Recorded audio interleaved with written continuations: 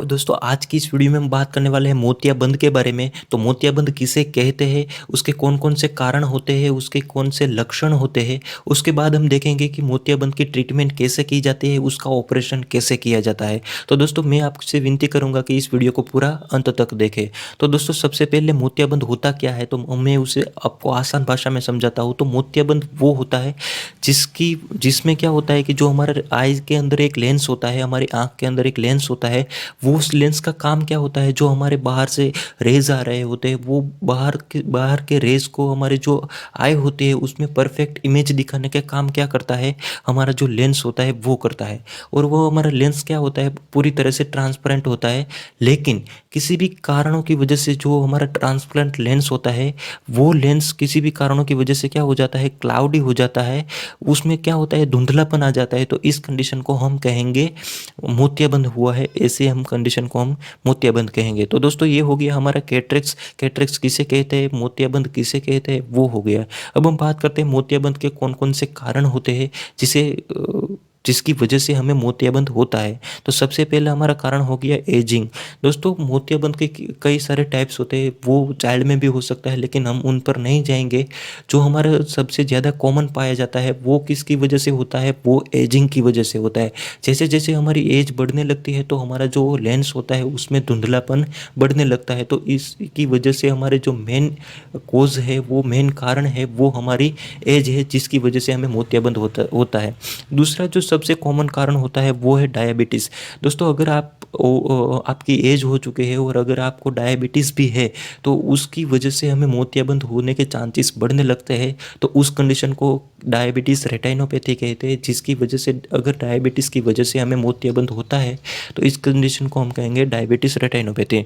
उसके बाद तीसरा जो सबसे कॉमन काजेस होता है वो होता है हेरिडिटरी।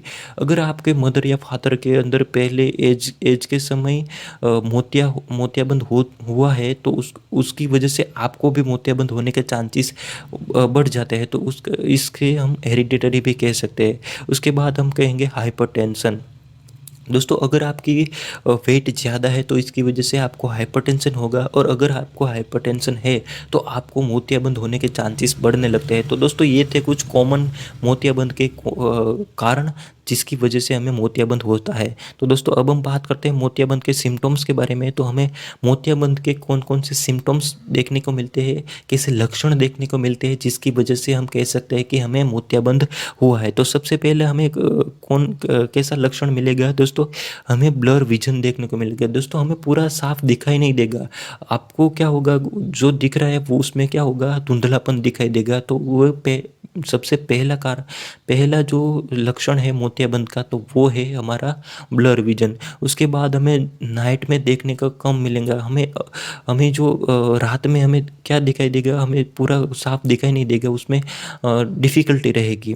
उसके साथ साथ डबल विजन भी देखने को मिल सकता है, हमें एक चीज़ डबल डबल दिखाई देगी। अगर आप सीढ़ियों से चढ़ रहे हैं या फिर उतर रहे हैं तो उसमें जो सीढ़ी है वो आपको डबल डबल दिखाई देगी। उसके बाद आपको किसी भी रीडिंग करते टाइम आपको डिफ़िकल्टी होगी। तो दोस्तों ये थे कुछ हमारे मोतियाबिंद के लक्षण। तो दोस्तों अब हम बात करते हैं मोतियाबिंद की ट्रीटमेंट कैसे होती है। तो दोस्तों मैं आपको दिखाता हूँ, चलिए देखते हैं।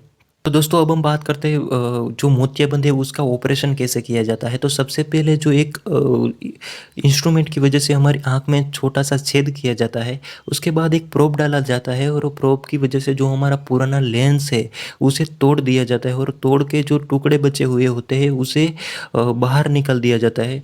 और उसके बाद उसी छेद में से नया जो हमारा लेंस है, आर्टिफिशियल लेंस है, उसे हमारी आँख में फिट किया जाता है। और उसके बाद जो हमारी आँख है उसमें जो आर्टिफिशियल लेंस की वजह से हमें परफेक्ट दिखाई देता है। तो दोस्तों ये थी हमारी मोतियाबिंद की ट्रीटमेंट। चलिए इस वीडियो को हम 3D एनिमेशन से समझते हैं।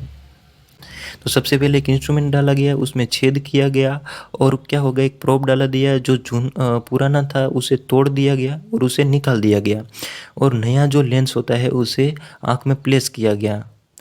तो दोस्तों ये हमारी ऑपरेशन की प्रोसेस थी जिसकी वजह से हमें पूरा अच्छे से दिखाई देता है।